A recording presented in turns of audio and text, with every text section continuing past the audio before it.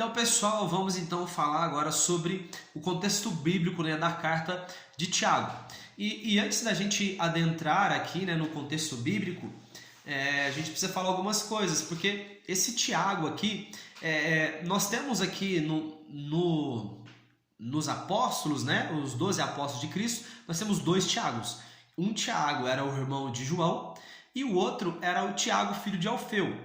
Bom, o que é mais comumente aceito é que essa carta ela não foi escrita nem por um desses dois Tiagos, né, os apóstolos aqui, mas que sim foi escrita por Tiago, o irmão de Jesus, um irmão mais velho, né? Nós sabemos que Jesus foi o primeiro filho, então depois de Jesus teve Tiago, e é esse Tiago, né, que é atribuído essa carta. A Bíblia vai nos falar que ali em Atos dos Apóstolos, né, quando houve o Paulo começar a pregar e de repente ele prega para os gentios, então surge uma discussão ali e agora Paulo, né, junto com Barnabé, eles vão até Jerusalém conversar com os apóstolos e eles encontram com Tiago. Então acredita-se que é esse Tiago que está ali conversando, né, com Paulo. Então Tiago e Paulo eles se conheciam e eles estabelecem uma carta, né, dizendo para os próximos cristãos que aceitarem a palavra, né, os gentios. Paulo leva essa carta para que eles estabelecessem, olha, né, tinha algumas deliberações ali que eles tinham concordado nessa ida de Paulo para conversar com os apóstolos, né, e conversa com Tiago. Tiago saiu em defesa ali de Paulo e eles colocam lá para eles se absterem, né, de carnes, né, de alguns tipos de carne para eles não comerem e algumas outras coisas aqui também, né, não estou me lembrando agora.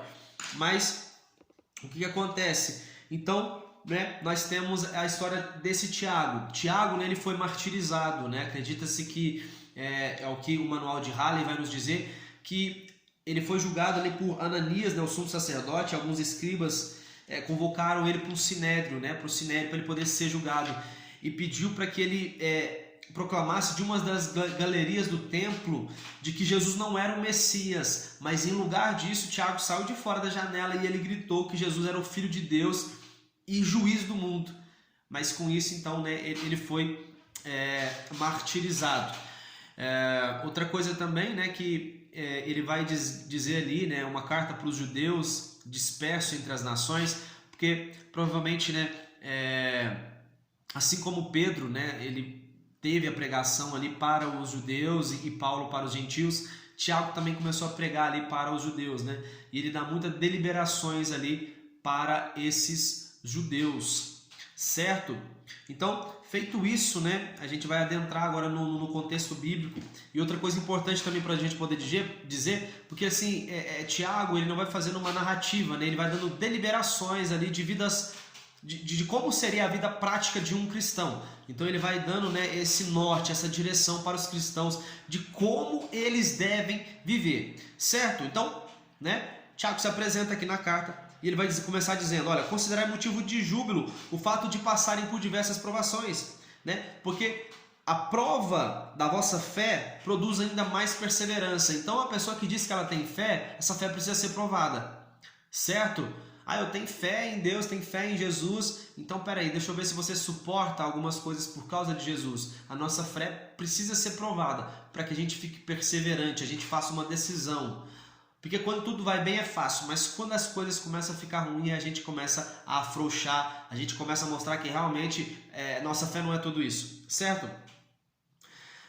Se algum de vós tem falta de sabedoria, peça a Deus, rogai a Deus que a todos concede liberalmente, com grande alegria. Todavia peça com fé, porque a pessoa que não pede algo com fé, né,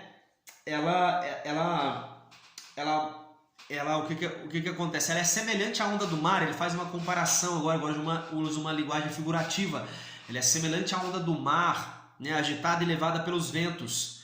E vai dizer mais, que uma pessoa assim, que ela não tem certeza ali da sua fé, ela é vacilante em todos os seus caminhos. Então não é só dentro da igreja. É aquela pessoa que pensa assim, eu vou montar um negócio, a pessoa tem muitas dúvidas, de repente alguém vai e monta aquele negócio no lugar dela. Né? É uma pessoa que está pensando em às vezes chegar na mulher da sua vida, de repente você fica esperando, chega outra pessoa e pega aquela mulher que, vamos dizer, não era da sua vida, né?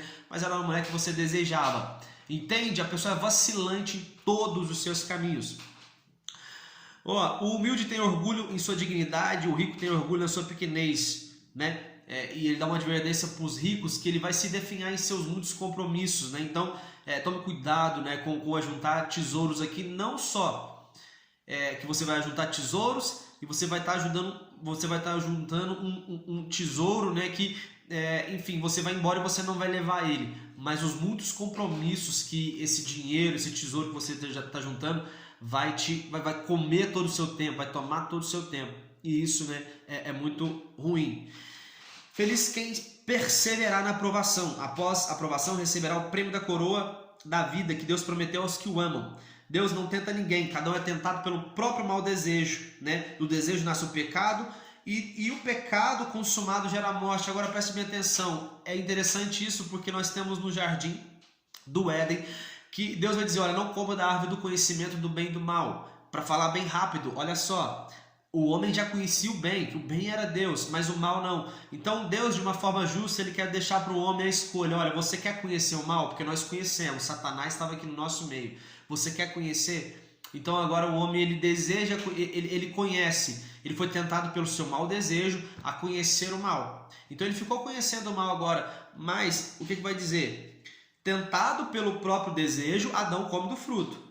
Desse desejo nasceu o pecado, que foi isso que aconteceu. Adão pecou, ele comeu do fruto, conheceu o mal e pecou. E esse pecado gerou morte. E por que gera morte? Para o homem não viver totalmente no pecado. Deus já tinha um plano já para poder tirar o homem dessa situação. Entende? Isso não é o plano B, isso é o plano eterno. Entende, pessoal? A profundidade disso? Olha, toda boa dádiva e todo dom perfeito vem do alto, descendo do Pai das luzes. Ele nos gerou pela palavra da verdade, a fim de sermos como que os primeiros frutos de toda a criação. Toda pessoa deve estar pronta para ouvir, mas tardia para falar e lenta para se irar. Perceba deliberações, né, que ele vai dando. Porque a ira do ser humano não é capaz de produzir a justiça de Deus. Então, quando um homem está irado, sabe, ele começa, sabe, alguém que se sentiu injustiçado, essa pessoa agora, ela não quer justiça, ela quer vingança. Porque ela quer vingança? Porque ela está irada. Porque toda pessoa que ela é tomada pela ira, ela procura uma vingança. Mas alguém que sóbrio procura, sabe, justiça, ele procura a justiça de Deus. E essa justiça é boa. A ira do homem, ela não produz, né? A ira do ser humano não é capaz de produzir a justiça de Deus. A ira do homem, ela produz vingança. A palavra em nós implantada, ela é poderosa para salvar a nossa vida. Essa palavra que nós temos, Deus mandou Jesus para pagar um preço por nós. Nós cremos nele e andamos com essa crença. Isso é poderoso para poder salvar as nossas vidas.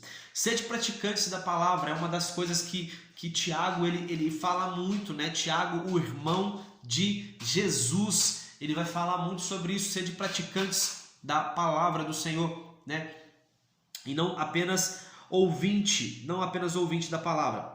Quem se considera religioso e não refreia a língua engana a si mesmo, né? Olha só, ele vai dizer coisas muito fortes, né? Para ser praticante da palavra, e que quem não refreia a língua, quem tipo assim, a pessoa às vezes ele vai falar, né? Um dos aspectos do que ele está falando sobre refrear a língua, por exemplo, é alguém que fala mal de outra pessoa, é aquela pessoa que só quer impor justiça, é a pessoa que quer ser juiz, né? E o seu irmão vai para o inferno, o que você está fazendo está errado. E outra coisa pior ainda, uma pessoa que não refreia sua língua e ela começa a dizer assim, olha, porque Deus falou comigo, quando na verdade ela só quer usar que Deus falou com ela para comprovar algo que já estava no coração dela.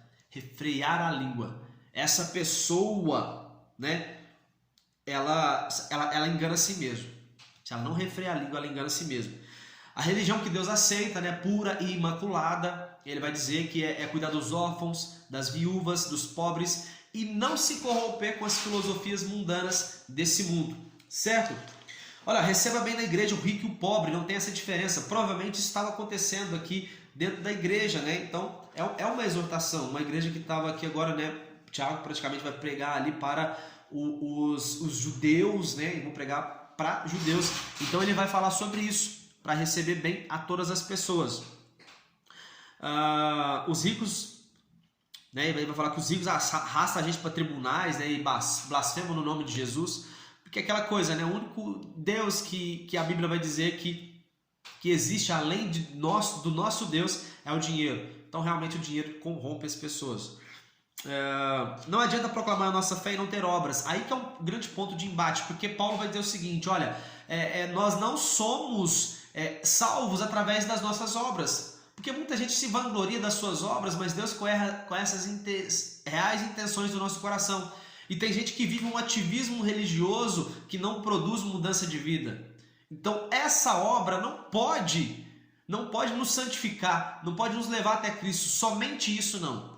Mas agora Tiago, que era brother aqui de Paulo, eles concordavam, você vai ver, né, que em Atos dos Apóstolos os dois concordavam, e os dois não estão se contrapondo aqui. É porque agora Tiago estava falando para um povo que Paulo já havia pregado. Olha, gente, vocês são aceitos não é pelas suas obras. Só que muita gente estava deixando de fazer nada. Ele vai fazer uma comparação aqui dizendo o seguinte: olha, gente, vocês acham que orar só para uma pessoa que está passando fome vai matar a fome dela? Não. Uma pessoa que está passando fome, você tem que dar comida para ela. Percebe? Então é isso que o povo estava acontecendo com o povo. Então Tiago vai dizer: olha, a fé sem obras ela é morta. Não adianta nada eu falar que eu tenho fé e eu não exerço essa minha fé. Eu confio então somente em Deus, né? Mas quando a pessoa fica desempregada, ela fica desesperada. Então será que realmente você crê? Entende? Percebe? E às vezes essa obra não é obra de você fazer uma caridade, você participar de alguma construção, de um projeto social, mas é uma obra você não se desesperar quando você está passando por um problema esse, quando você perde o emprego. Essa já é uma obra, essa já é uma atitude que demonstra que você acredita nessa fé que você proclama. Percebe? Outra coisa que ele vai dizer vocês creem que existe somente um Deus? Pois até os demônios creem e estremecem. Então dizer que nós só temos um Deus, que todos os caminhos vão levar a Deus, não tem nada disso não. Nós cremos em um Deus que é Pai e que mandou seu Filho para morrer por nós. Amém? É nesse Deus que nós acreditamos. Abraão, nosso pai, na fé, foi justificado por obras quando ofereceu o próprio Isaac no altar. A fé e obras são juntas. Então perceba, olha, ele vai dar outro exemplo que ele vai dar de fé com obras. É a fé de Abraão, certo? Abraão, ele foi justificado pela sua fé, mas uma fé com obras. Não é uma fé de falar que tem fé. Os que ensinam serão julgados com muito mais rigor, né? Pronto, ele percebe, ele está dando deliberações. Ele fala que agora, olha, quem ensina vai ser julgado com muito mais rigor. E agora ele vai falar, olha, aquela pessoa, né? De novo ele fala sobre refrear a língua, porque a língua é um órgão pequeno, mas ela causa uma destruição tremenda. Porque tem gente que, tipo assim, ela glorifica e ela amaldiçoa a pessoa, né, através com a sua língua. Uma hora ela está falando de Deus, outra hora ela está fofocando. Uma hora ela conta uma verdade, outra hora ela conta uma mentira. Cara, que bagunça. Controlar a língua. Ele vai fazer uma comparação de um navio, né? Embora o navio seja enorme, ele é controlado pelo timão, pelo volante, vamos dizer assim, ali, né? Que é o volante, né? Que controla todo um navio enorme. Uma floresta inteira ela pode ser incendiada com uma fagulha, né? Dessa mesma forma, a vida de um cristão ela pode ser totalmente bagunçada, sair totalmente fora da rota, dependendo do que ela fala, certo? O sábio demonstra seu bom proceder mediante suas obras praticadas com humildade, né? Não abrigue em vosso coração inveja, amargura e ambições egoístas. Isso não vem dos céus. A sabedoria que vem dos céus é pura, repleta de misericórdia e bons frutos. Olha, ele vai falar mais, os desentendimentos que acontecem entre nós surgem dos conflitos internos que está aqui dentro da gente. Porque às vezes você está querendo falar da política, não é porque você não gosta de política, é porque você está mal às vezes com a sua esposa. É porque às vezes você está mal no seu trabalho. É porque às vezes você tem um complexo de inferioridade e sabe, você não consegue vencer isso, ou talvez você é uma pessoa muito colérica e você recebeu uma palavra que te deixou muito nervoso, aí você começa a xingar a igreja, você começa a xingar, sabe, política, mas na verdade a sua luta não é com a igreja ou com a política, é um conflito interno que está dentro de você. Nada conquistais porque você não pede. Outro assunto também muito legal, que nada a gente conquista porque a gente não pede. E quando a gente pede mal. Ou seja, ele vai falar para nós pedirmos, mas a gente tem que pedir algo que tem algum propósito. Eu vou pedir algo só para o meu próprio deleite? Não. Ah, Deus, eu quero agora... Deus, por favor, me dá aí agora uma caixa de chocolate. Para que é isso? Isso é pro seu próprio deleite. Para que você quer isso? Deus, agora enche minha casa com 10 carros zero. Cara, talvez nem cabe na sua garagem 10 carros zero. Sabe pedir as coisas. Outra coisa. Portanto, sujeite a Deus e resista ao diabo e ele vai fugir de vós. Então, toda vez, como é que a gente faz isso? Como é que a gente resiste ao diabo? Indo para a palavra do Senhor.